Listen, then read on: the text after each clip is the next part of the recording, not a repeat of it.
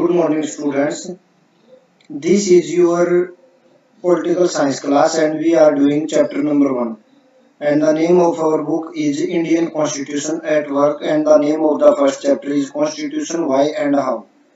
Means why do a country need a constitution, and how does the constitution works related to the particular country. Introduction we have done. After that, why do we need a constitution? We also we started this topic in last class. Constitution allows coordination and assurance. Means constitution need a coordination between the countries, different communities or peoples, and a constitution assurance or provide guarantee to the citizens of that particular country. After that, we see that the first function of a constitution is to provide a set of basic rules that allow for minimal coordination amongst the member of society. Means constitution एक ऐसे basic rule को follow करवाना चाहता है जिस पर सब सहमत हो सके और सभी कोऑर्डिनेट उस सोसाइटी के सभी इंसान कोऑर्डिनेट कर सके उस बेसिक फंक्शंस पे रूल्स पे. And the second basic thing that was related to the constitution is that the second function of a constitution is to specify who has the power to make decisions in a society. Means who will take the decisions related to the country. It decides how the government will be constituted. Means government will take the decisions related to that particular country, but how will the governments formed? So our today's topic is started from now limitations on the powers of government. Let's see if you will talk about the ruler of North Korea whose name is Kim Jong. I think everyone have heard about this name. He was a monarchist. Means they वो एक dictatorship है, तानाशाही है वहां पर. ठीक है. Means his will is the rule of that particular country. जो उसकी इच्छा बस वही कानून है, चाहे वो किसी को जिंदा छोड़े, किसी को मारे, कुछ भी करे. But in a democratic country, the democratic country which have a constitution, then the supreme law of the country is that particular constitution, and government can't take any decisions which is not mentioned in that particular constitutions. तो simple language में बात ये है कि हमारे सरकार क्या क्या डिसीजन ले सकती है, लिमिटेशंस मीन क्या डिसीजन नहीं ले सकती है, ये कैसे डिसाइड होगा. तो कॉन्स्टिट्यूशन ऐसे कौन से प्रोविजन बनाता है. Now let's start from here. But this is clearly not enough. Suppose you decided who had the authority to make decisions, but then this authority passed laws that you thought were patently unfair. Means if the government which is elected by us want to make any decision and the decision is not favorable for us, then the thing may be wrong. Means government अपनी मर्जी के कोई भी नियम कानून बनानी चाहती हो, चाहे उससे सोसाइटी को नुकसान ही हो रहा हो, तो वो सिचुएशन गलत हो जाएगी, अनफेयर हो जाएगी. It prohibited you from practising your religion. For instance government चाहती हो कि आप अपने धर्म की पूजा पाठ या जिसको प्रैक्टिसिंग को उपासना बोलते हैं नहीं को नहीं करने दे, गवर्नमेंट ऐसा चाहती हो, तो ये हमारे साथ गलत होगा. और it इंजॉइंड that clothes of a certain color were prohibited. Means कुल मिला के यहाँ पर वो सारी चीजें here the all particular things are discussed that take our rights from us. Means if government want to take rights of the citizens, then the situation will be worse off. यदि हम जैसा जो करना चाहते हो, किस कलर के कपड़े पहनेंगे, क्या पहनेंगे, किस धर्म की उपासना करेंगे, ये सब करने से गवर्नमेंट रोकने लग जाए तो वो सिचुएशन हमारे लिए सही नहीं होगी. तो अब कॉन्स्टिट्यूशन क्या करता है कि गवर्नमेंट ऐसा नहीं कर सकती. अब हमें ये देखना है. ठीक है. So the third function of a constitution is to set some limits on what a government can impose on its citizens. Means जो थर्ड फंक्शन है कॉन्स्टिट्यूशन का वो ये है कि वो गवर्नमेंट के ऊपर भी कुछ लिमिट लगाता है कि गवर्नमेंट क्या चीजें नहीं कर सकती. These limits are fundamental in the sense that government may never trespass them. Means ये लिमिट्स ऐसी होती हैं जिनको गवर्नमेंट स्किप नहीं कर सकती, उसको मतलब अवॉइड नहीं कर सकती. ठीक है, तो हमने दो फंक्शन देखने के बाद आज हमने ये आपकी इंपॉर्टेंट लाइन है, सो मैं इसको हाईलाइट कर देता हूँ यहाँ से.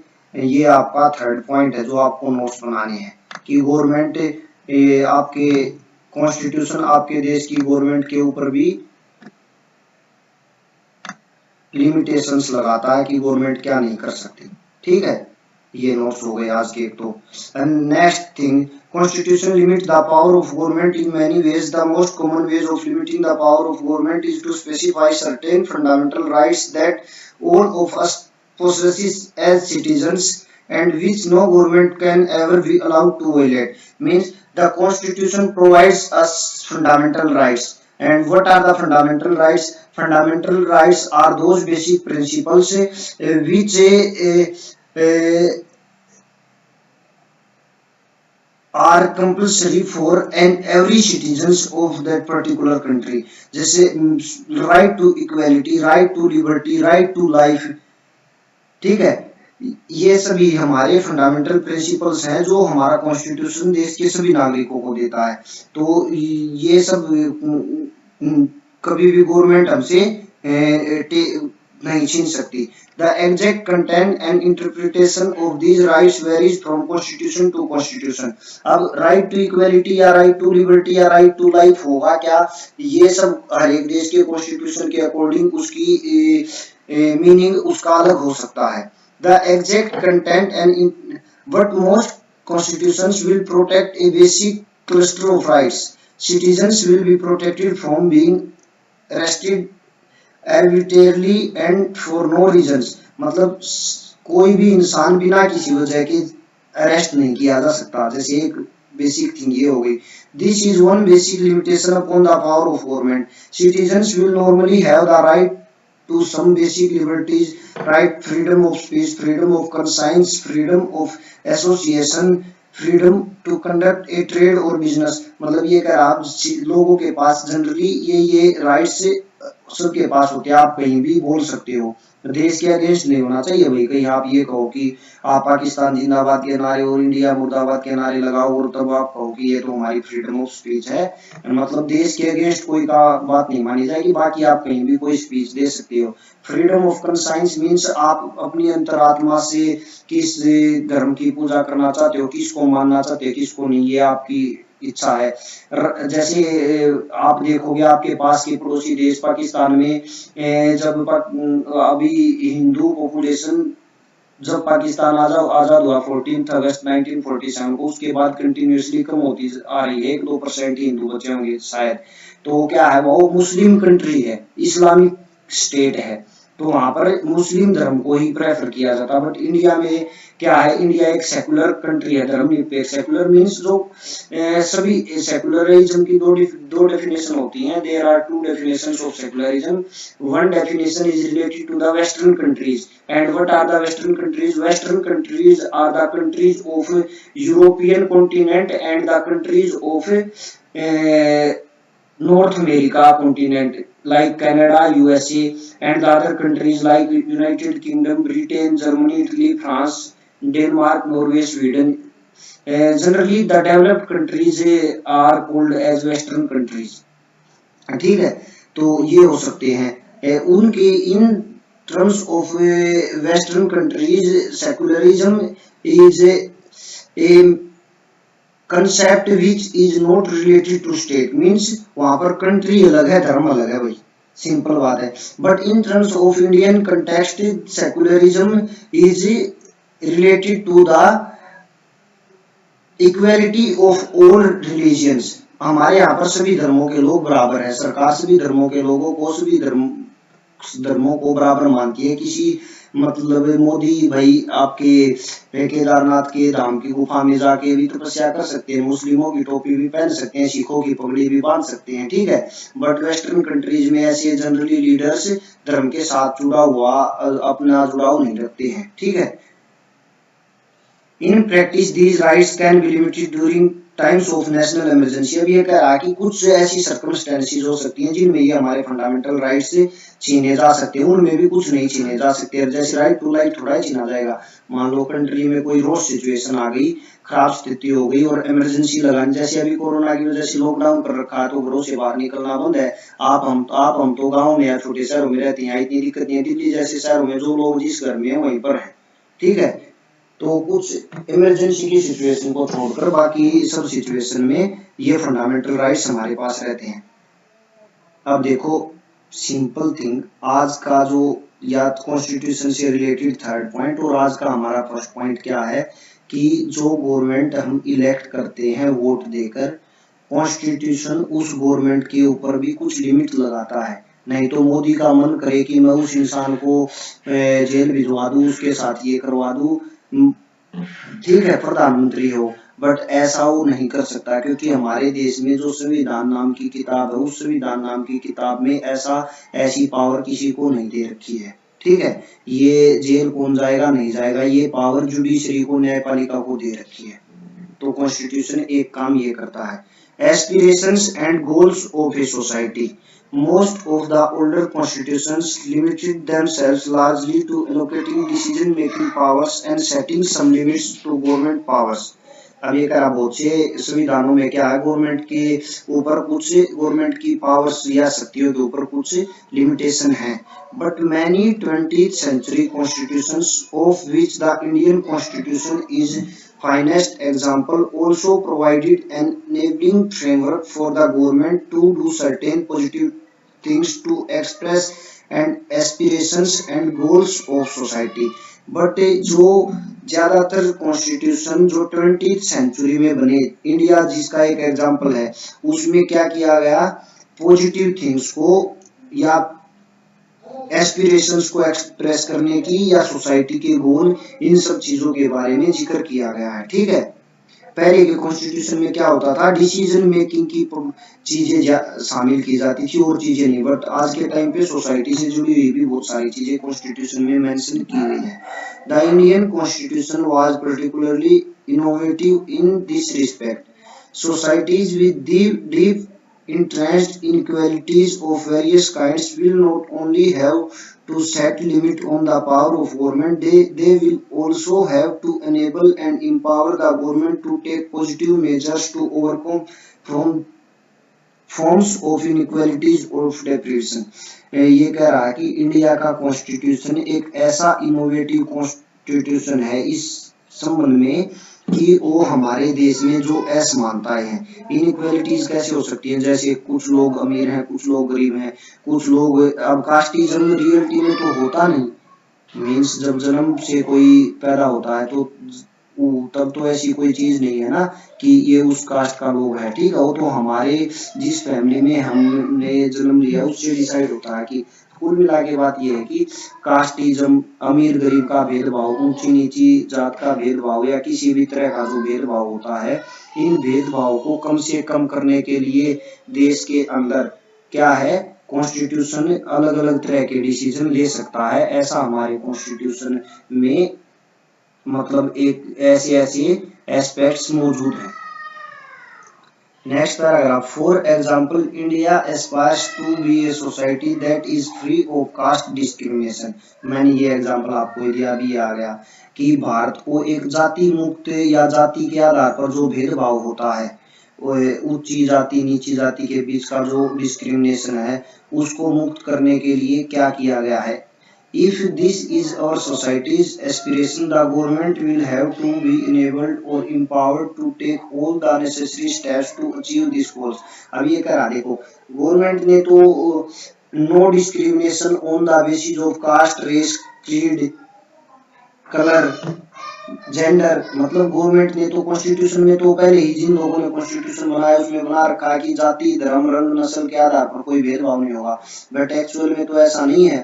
हर सोसाइटी में कुछ कास्ट होती हैं जिनकी सुपीरियरिटी ज्यादा है। जैसे यूपी में यादव लोगों को जनरली ज्यादा ताकतवर माना जाता है, मुंबई में मराठा लोगों को, ठीक है, हरियाणा और वेस्टर्न यूपी में जाट लोगों को, राजस्थान में गुजरों को, मतलब कुल मिला के हर कास्ट की एक रीजन प्लेस के अकॉर्डिंग अपनी सिचुएशन स्ट्रॉन्ग है और डिस्क्रिमिनेशन या भेदभाव भी होता है। बट ये कह रहा है कि यदि देश के लगभग सभी लोग कास्ट बेस्ड डिस्क्रिमिनेशन को खत्म करना चाहे, ऐसी देश के लोगों की एस्पायर्स हो, तो गवर्नमेंट उसको खत्म करने के लिए और भी ज्यादा से ज्यादा काम कर सकती है। अब गवर्नमेंट ने खत्म करने के लिए जो करना था वो कानून बना रखा है, बट रियलिटी में तो तभी खत्म होगा ना कि धीरे धीरे लोगों की मेंटेलिटी चेंज हो कि कास्ट जाति से उनका विश्वास कम हो, उनका ट्रस्ट कम हो, फेथ कम हो। In a country like South Africa भी, अब ये कह रहा है कि साउथ अफ्रीका का एग्जांपल क्यों दिया। साउथ अफ्रीका में रेशियल डिस्क्रिमिनेशन क्या होता है, जो ब्लैक एंड व्हाइट पीपल्स के बीच का डिस्क्रिमिनेशन था वो बहुत ज्यादा हद तक था, ठीक है, उसका एग्जांपल दिया है इसने यहाँ पर। तो ये अब जिन लोगों का डिस्क्रिमिनेशन होता है उनके साथ कि उनके पास क्या क्या राइट्स नहीं होते। The framers of the Indian Constitution, for example, thought that each individual in society should have all that is necessary for them to had a life of minimal dignity and social self-respect। तो ये कह रहा है कि भारत का constitution सभी लोगों को क्या है, एक अच्छी तरह से गरिमामयी पूर्ण और अपनी सेल्फ रिस्पेक्ट के साथ जिंदगी जीने की कामना करता है, ठीक है। मिनिमम जो एक इंसान के लिए मिनिमम मतलब अच्छा होने के लिए बेसिक थिंग्स वो प्रोवाइड करवाता है, जैसे education. The Indian constitution enables the government to take positive welfare measures. अब ये करा भारत का कॉन्स्टिट्यूशन भारत की सरकार को लोगों के कल्याण के लिए कुछ स्टेप लेने से रिलेटेड या लीगल इनफोर्सेबल कुछ मतलब नियम ऐसे जिनको लागू किया जा सके, ये डिसीजन लेने की ताकत देता है गवर्नमेंट को। As we go on studying the Indian constitution we shall find that such enabling provisions have the support of preamble। अब ये कह रहा है कि ये यदि हम कॉन्स्टिट्यूशन को आगे पढ़ते रहेंगे तो हमें पता चलेगा कि ये सब चीजें प्रोविजंस हमारे देश की कॉन्स्टिट्यूशन की प्रियम्बल होती है, मतलब जो कॉन्स्टिट्यूशन के शुरुआत में लिखी हुई है। कॉन्स्टिट्यूशन का कुल मिला के ब्रीफ व्यू है, उसमें भी लिखे हुए हैं। So the fourth function of a constitution is to enable the government to fulfill the aspirations of a society and create conditions for a just society। तो ये हमारा आज का दूसरा पॉइंट और नोट्स हो गया कि किसी देश, हमारे देश के कॉन्स्टिट्यूशन का एक क्या काम है, फोर्थ काम क्या है कि वो देश की सरकार को ऐसी ताकत देता है कि वो लोगों की इच्छा के अनुरूप या सोसाइटी की सिचुएशन के अकॉर्डिंग काम कर सके, ठीक है। तो ये हो आ गया और बाकी हम कल पढ़ेंगे।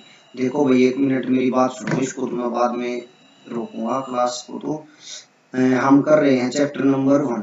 We are doing chapter 1 number 1। There are 2 book in political science in 11th class. Name of the first book is Indian Constitution at Work and the name of the second book is Political Theory।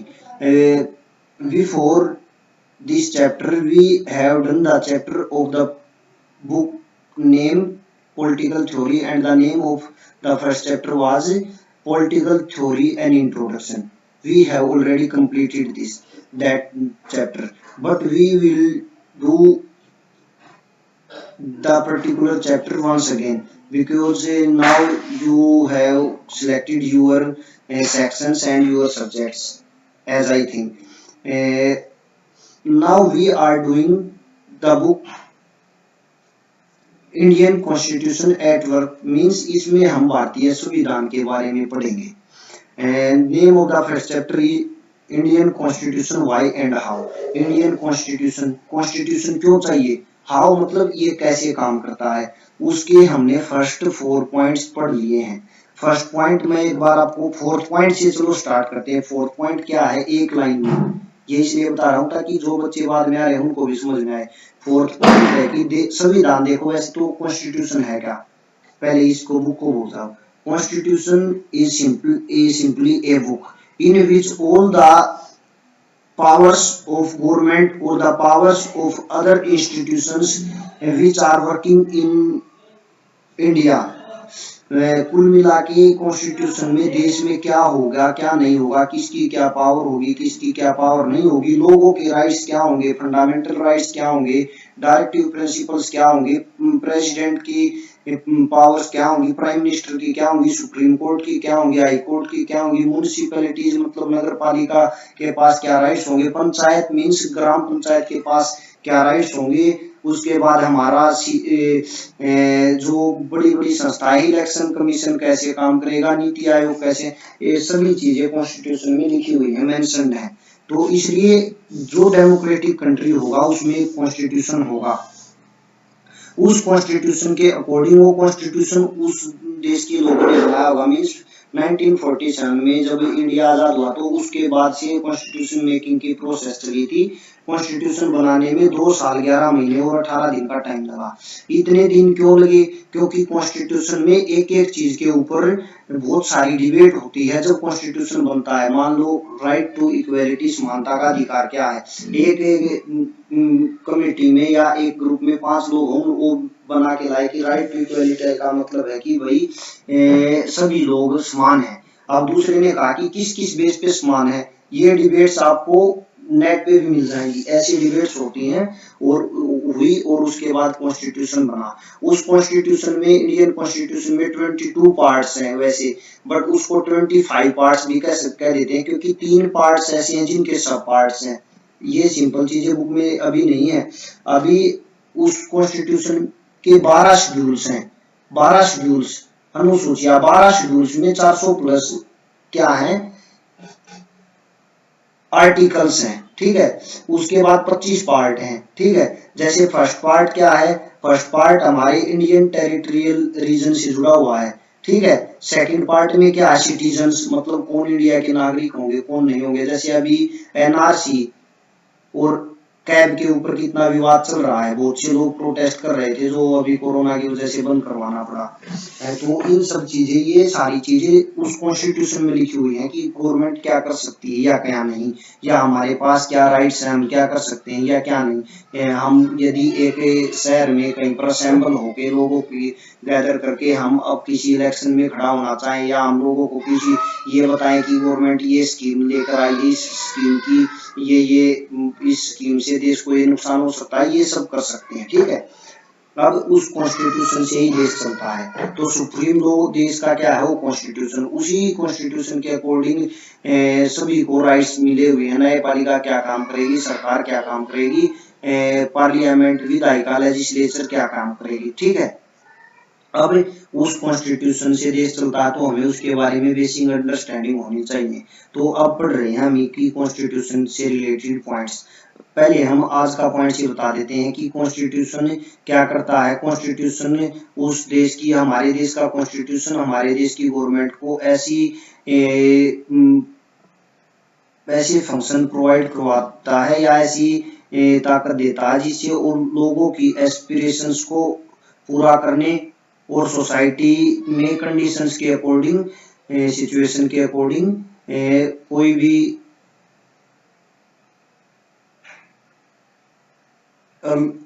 Rule वगैरह बना सके, ठीक है। उसके बाद third function था कि हमारे देश में कॉन्स्टिट्यूशन क्या करेगा कि कॉन्स्टिट्यूशन एक गवर्नमेंट के ऊपर लिमिट सेट करेगा कि गवर्नमेंट मतलब सही गलत कुछ भी करना चाहती हो तो कुछ भी करे, ऐसा कॉन्स्टिट्यूशन नहीं करता। गवर्नमेंट यदि हमारे साथ गलत करना चाहती है तो गवर्नमेंट के ऊपर भी उस कॉन्स्टिट्यूशन के अकॉर्डिंग क्या है, लिमिट लगी हुई है, ठीक है। अब वो ऐसा करने की सोचेगी भी तो भी जो विपक्ष में पार्टी है, अपोजिशन में है, वो उसके अगेंस्ट प्रचार करना शुरू कर देगी, ठीक है। इससे गवर्नमेंट की पॉपुलैरिटी कम हो सकती है और नेक्स्ट टाइम वो अपने इलेक्शन में हार सकती है। सेकंड पॉइंट, कॉन्स्टिट्यूशन क्या करेगा कि कॉन्स्टिट्यूशन सोसाइटी में डिसीजन कौन लेगा ये डिसाइड करेगा, ठीक है। और ये डिसीजन जो लेंगे ये कैसे गवर्नमेंट बनेगी, किस तरह से सरकार बनेगी। ठीक है, फर्स्ट पॉइंट हमारा क्या था, फर्स्ट पॉइंट हमने देखा था कि कॉन्स्टिट्यूशन क्या है। कॉन्स्टिट्यूशन किसी भी देश में एक बेसिक रूल्स का फंक्शन, एक सेट है जिसमें कुछ बेसिक बातें लिखी हुई हैं, जो सभी को जिसके ऊपर कोऑर्डिनेशन करना जरूरी है, जो सभी पे लागू होती है। ठीक है, ये हमारा चैप्टर शुरू कर रखा हमने, अब इसको ऐसे ही आगे कंटिन्यू करेंगे। कोई डाउट है? ये इतना सिंपल इसलिए और इतना बड़ा एक्सप्लेन इसलिए किया था कि आपको अच्छे से समझ में आ जाए लाइन बाय लाइन। ठीक है, किसी को डाउट है तो ग्रुप में लिख दिया करो, वैसे तो मुझे लगता नहीं डाउट होने चाहिए। नोट्स मैंने देखूंगा, मैं नहीं तो भेज दूंगा इस चैप्टर के नोट्स, और उसके बाद इसके क्वेश्चन आंसर ये कंप्लीट होने के बाद डिस्कस कर लेंगे। डाउट्स भेजा करो आप अपने।